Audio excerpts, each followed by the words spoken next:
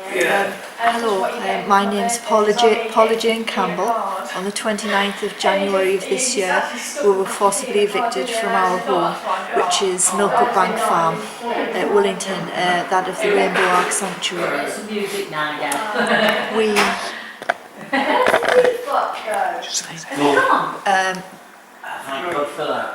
I collapsed on the site. I was whisked away to hospital. I was forced into an ambulance. I had no choice.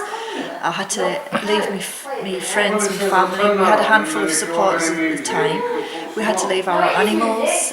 They were left in the care of Canine Search Solutions.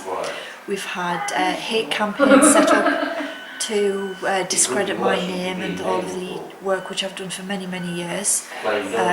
We've endured months of being subjected to RSPCA and potential prosecution, which everything has been proved that there was no prosecution pending. There was nothing to answer to. We've been subjected to nothing short of torture. We've had everything which we've worked for has been taken and destroyed. I retook our home again in March of this year. My two sons were with me at the time. Again, we went into our home, barricaded ourselves in and waited, and we were subjected to just acts of violence and intimidation, harassment from a security firm. The police didn't help. We were refused food and water. They smashed water pipes, and then we had to witness our personal things being taken from our home next door. We were barricaded in the cottage at the side, and they took my son's things.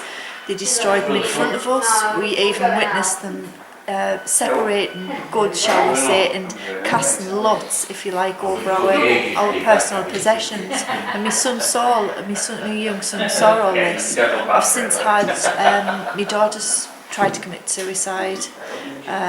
She had a search party going search for her with police dogs, and she was later found in the wooded area.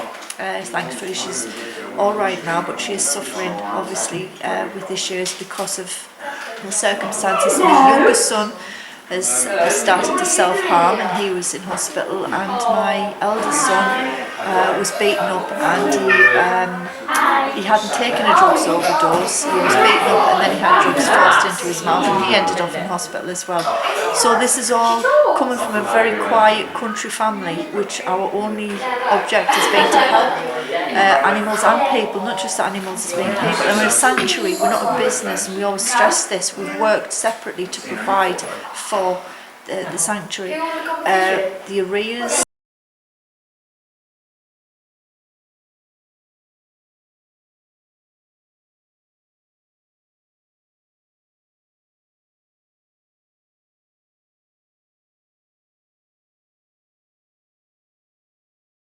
there were no arrears. We've proved that there was nothing on the account. We've proved that the documents were wrong. Everything's been wrong from the start. They have no claim. And for what we've been subjected to and what we've endured now, I don't want this to happen to anybody else. I'm quite happy to go anywhere I possibly can to help and support, even if it's an email or a letter or a telephone call, however I can support. But I truly believe right now that we have all got to come together and stand on common ground. It doesn't matter where you are, whether it's in England or across the world somewhere else, we've got this common ground. And we have got the power, and it's the power of truth, because all they're based in there, and it's through the foundations of theirs upwards. It's just lie and deceit and corruption. So we've got to keep chipping away at what we believe in, which is the truth, and we stand on that solid ground together, and we press on with that. So we have got to come together on this. What happened to us, the day of eviction itself, there was about 40 men in black. Were they police? The police turned their back on us. I've been there. We had all the notices up. With access denied. We had somebody who we videotaped it as well. The police turned around and put the backs to me, and they just let them through. They let them all through, and the security firm just went into all the buildings. So can I just clarify there? So was it bailiffs or was it security? Both. So Well, my understanding is that the security have got no rights to be there whatsoever. Well, they were there. They were there with the bailiffs, and his solicitor was there, and he stood. And what I was threatened with from the solicitor is security personnel and the police. If I refused to get in an ambulance, they were going to section me on the spot. And when I got to hospital, and the doctor said, "Who's done this?" and I discharged myself at that point, she said they had no authority to do that to you. And I said, "Well, I have a witness who's actually a qualified nurse," and she said, "I'm so sorry, Paula, you must go with them, but I know it's wrong, they can't do this." She says, "But I've heard the police, the solicitor and security saying that you would be sectioned." And she was present there, so she was aware of that. But what was in reflections even worse for me when I think about it is the fact that my son, who was 17 at the time, was manhandled and torn from his home, the same as my other son and my daughter. And we left with the clothes that we were wearing at the time, and we had nowhere. We absolutely had nowhere to go. The animals, we had to leave our family pets, everything was just left. And the state of some of those animals which come out after the eviction, they're so traumatised you can't imagine. And to have my own name dragged through these hate campaigns has been absolutely horrendous until I actually, if you like, prove my innocence. Because it was orchestrated, it was done with military precision, the hate campaigns. The date of the eviction itself, like I say, I wasn't shown documentation. I was refused completely, point blank, refused to see documentation. And I said, "I want to see it." "No, you can't see anything. You know this is going to happen, this is happening." And that was it. And then from that point, they just forced that it was a sea of men in power. I mean, and it was the most overwhelming, horrific experience. And the only thing I can describe the whole scenario now is it's like Auschwitz, because they still have security on there. Why do they have all this security? There's usually between 5 and 8. They have guard dogs. They have it all barricaded up with the high security fences everywhere around our home itself. It's been implied that it's part of the wind farm turbine at the back of the property, and this is what the whole emphasis was on, to take our property because of the development potential at the back, because a local farmer stands to make 7.4 million. We've got another one to one side, a local farmer who's an ex-magistrate and has been on is still on the police board, and if I can also say high ranking up in the Freemasonry as well, which is all provable. So you've got all of these elements of deception and lies, and it's just to benefit themselves. They are inhuman, because anybody who would actually act in such a way to deprive a family of the castle, deprive them of the home in such violence, to perpetrate such actions, the inhuman can't possibly have any compassion in the heart, and their only goal is for your possessions, your home. They want to take that. They sit all across the world now. They seem to be accumulating mass properties, just grab tactics. They don't care. There's no feeling, there's no compassion, and the knowledge of people is definitely increasing. I think it's incredible how the response groups have literally just sprang up in the last few weeks since Tom. Guys doing amazing things. There's lots of people are banding together, but we need more. There needs to be more people, and we need to be. Like I say, we're basing ours on truth. They're not. It's just a pack of lies. It's a web of deception that they are still clutching to, and we are definitely, the people around myself and others now, we're definitely strong people, and we're a family. That's the feeling I get whenever I'm with people like this. We're a family together because we've got that common purpose or the common goal in life, to help each other and not harm each other.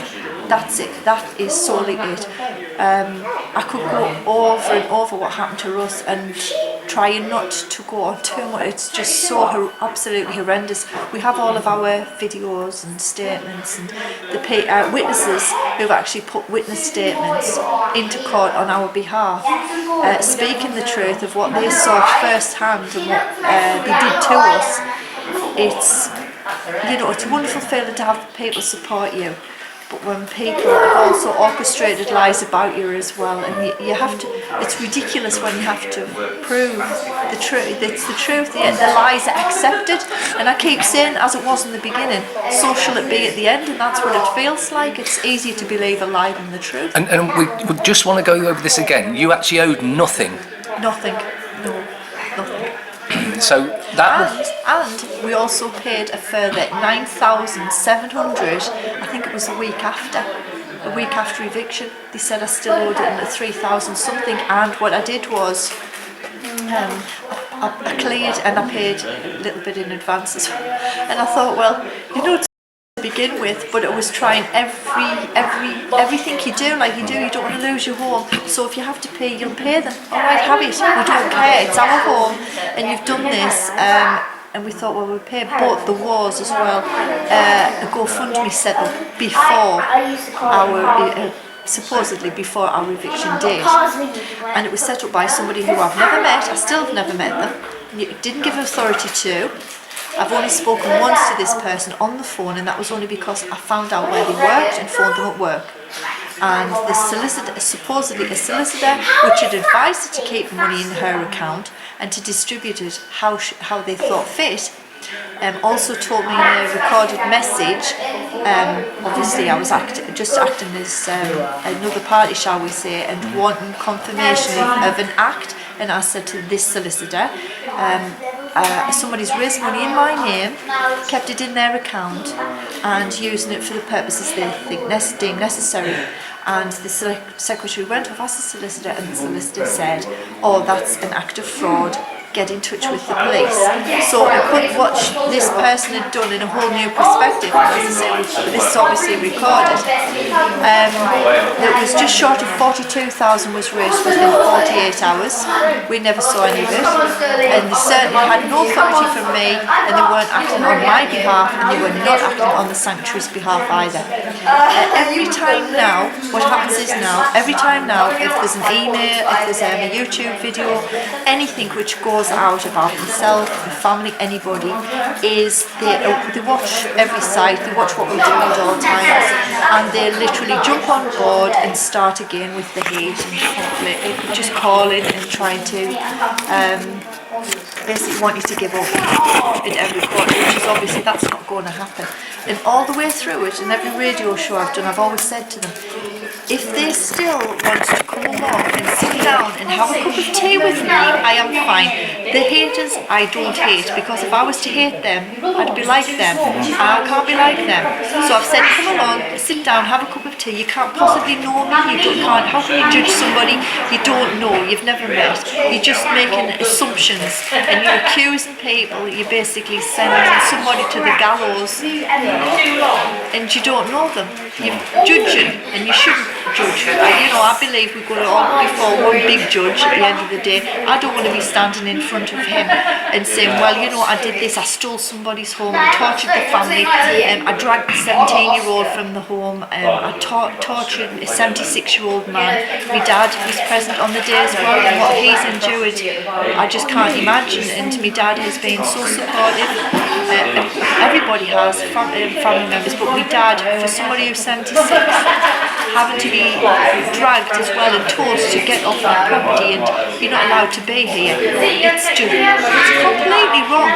I can see the wrong doings in all of this, and how easy, I say things, how easy things could be if people were to help each other and not be a hindrance and not be so cruel and torturous, because the main words that they are. They're just torturous, and they have no feelings whatsoever. No feelings, but people have got to come together.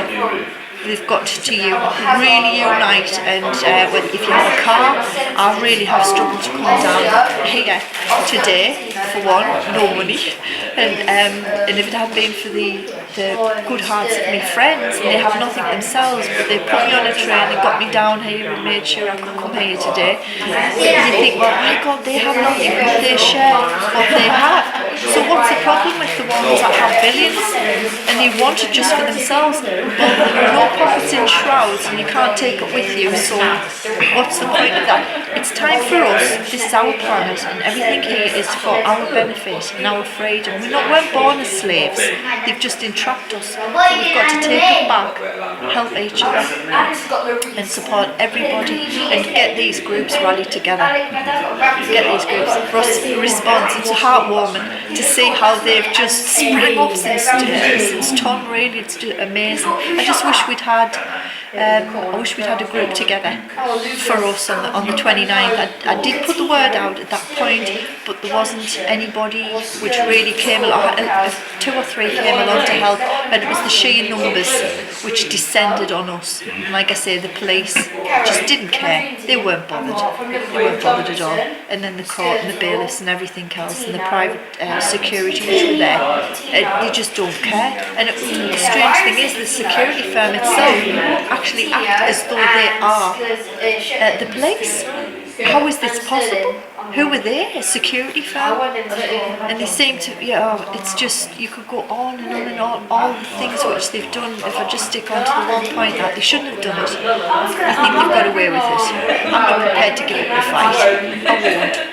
And I'll help anybody, however I can, whether it's this country or across the world, anywhere else. You just can't. I owe not just to myself, but to my family, to say, you don't ever back down and you don't walk away. When you're standing in truth, you keep standing in it and you battle on. And of course, your family is not just your family, it's all your brothers and sisters. We are a family, that's exactly what I mean, because yesterday, Charlotte, my said, Jane, my very good friend, and I said, you like me mum. She's younger than me, but she's like me mum. And she was there, she packed lunch, and there's this and there's that. And she needs help herself. And all of my friends, all they do, but like I say, whatever they have, they share. And that's it, isn't it? Whatever you have, you share, because does it not warm your heart when you're helping people and you're helping each other because you're caring, and that warmth that we feel is love.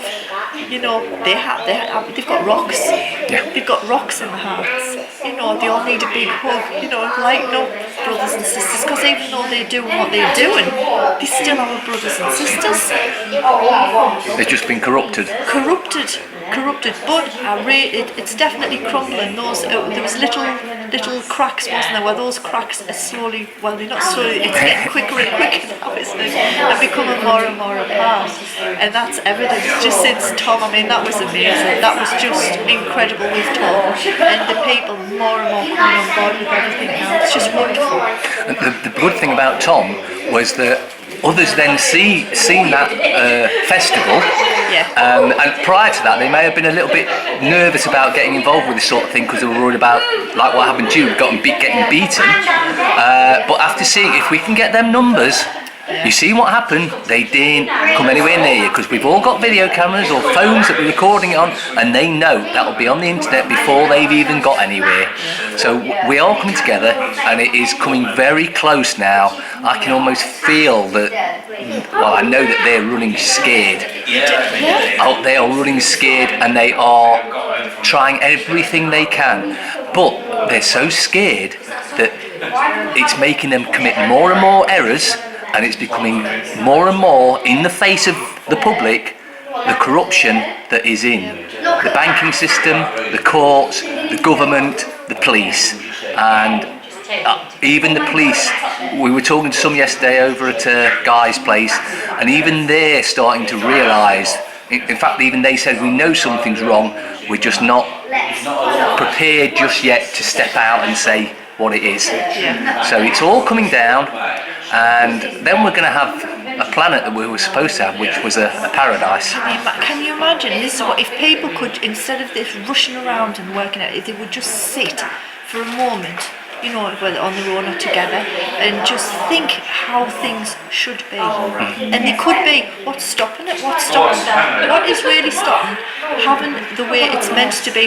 There's nothing stopping it, apart from them trying to keep us in slavery and controlled all the time. That's it. And we, in a way, have allowed it to happen for so long, but only because they've subjected us to, whether it's education, took mine out of the education, and if you kind of don't fit into their mould, you're different, aren't you? Oh, yeah. Never fit into the mould, never fitted into that Neither mould. did I, strangely enough, as I'm sure you can understand. The ones that have been aware of what's going on for the longer time tend to be those that struggled at school or didn't fit in correctly, and that was me down to a T. I never fitted in, ever. You try to, don't you? You try to conform and think, well, this is the way you should be because this is how you're told to be, without thinking to yourself, well, hang on a minute, you're told to be this way, you're not told to be like that. It's not teaching or education, it's indoctrination. Right from the first time you step into a classroom, Smith, yes sir, you're indoctrinated to think you're that mister. That is exactly it. I mean, when I used to go into the court, it was the days before I was absolutely sweating and so frightened, going in, running along. You must pay them this. Yes sir, this is how much I have to pay. There you go, there's whatever, 10,000, 20,000, yes, because they say I owe this. Oh yes, I have to pay it, that's all I have to, just quickly pay more. And it was last year, because I'm new to this, and it was last year that I started to question, and I put them on notice. And I wanted to know about the money, and I wanted to know about this, that, and the rest. Was asking all these questions, and I had a right to know. And they turned around and said, "That's it. We're not accepting any more payments. Not accepting any more payments." And then they dragged me through the courts and the High Court. And every time I went, even though I prayed, well, look how much money there is. And I took cash with me actually into the court itself, and he granted the warrant. And I thought, that's it, because I have asked these questions, and it's questions you have a right to know. If there's a problem, if there's no problem, why will they not answer? If there's no problem, why will they not say, well, what's going on? That does seem to be the standard response now. When you're starting to ask questions they can't answer, they just refuse to speak to you, because they know they're in the wrong, and they know they can't explain it to anyone's satisfaction, so they just say, I'm not going to talk about this subject anymore. But even the scenario that they seem to have for repossessions and evictions, they've got a set programme. A lot of them, a friend of mine had a similar situation, and he actually looked at, he took on board ours, and he looked in and he said, he says, I thought mine was bad, but yours is 50 times worse than ours. And he'd actually gone back and taken his property back a few times, and they'd gone and dragged him out literally, and he was threatened with all sorts of things, tasering, and his mum at the time was quite, she was aged, she's a lot older now, and the threats that they'd had against him is just completely wrong, absolutely completely wrong. But we all know what my own family's been subjected to. It wouldn't have bothered me if somebody had said they owed £1 billion. I would have said, well, how can any of us put a price on not a life but a moment of a life?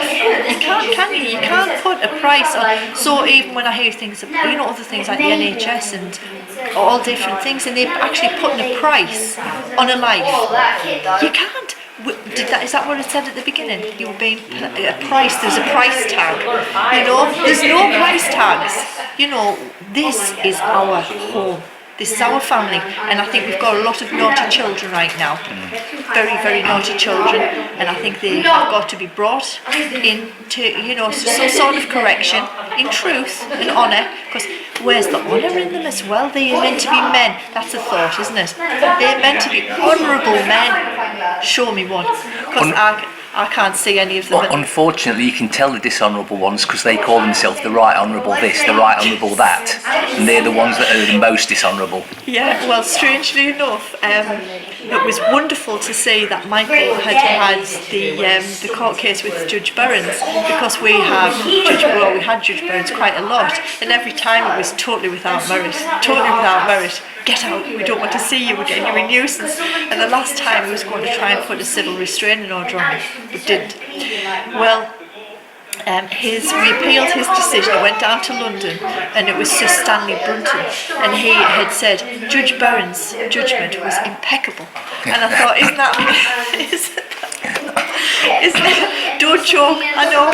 And honestly, when I got, because I call them love letters now, when we get the love letters back from the court, they open up the love letters, the same as the solicitor. We've got a group of solicitors, not acting for us, but acting for Redstone Mortgages PLC, which are part of the UniCredit bank, and their solicitors are TLT, and there's a James Edward Chadwick and also a Wilson Horn barrister acting for them, and it's the most amazing story you can imagine when those witness statements come in. It's brilliant.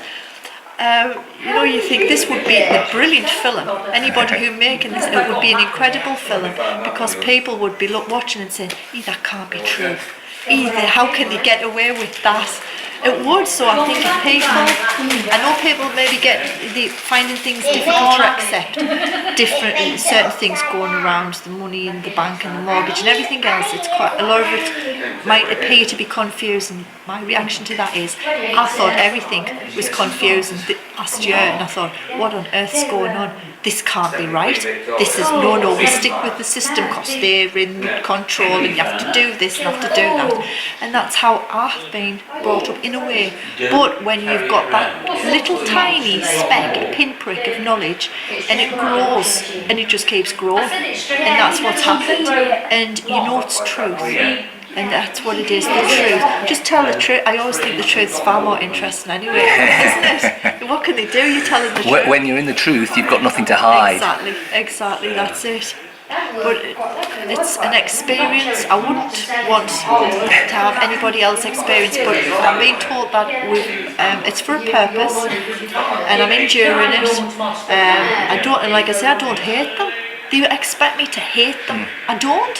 Why am I going to hate them? If you hate them, you're just the same as them. Exactly. You know, even though my daughter, like I say, she's tried to commit suicide, and my son self-harms, and the other one was almost beaten to a pulp, and you know, things like that. And I mean, my daughter, she's the most gentlest girl you can imagine. She works with special needs children.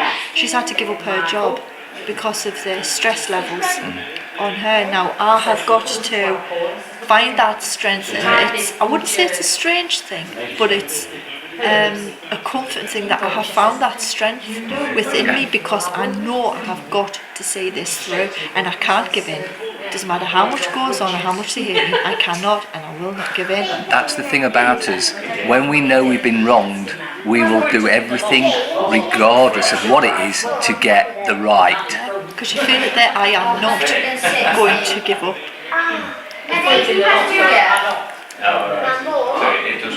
Anything else?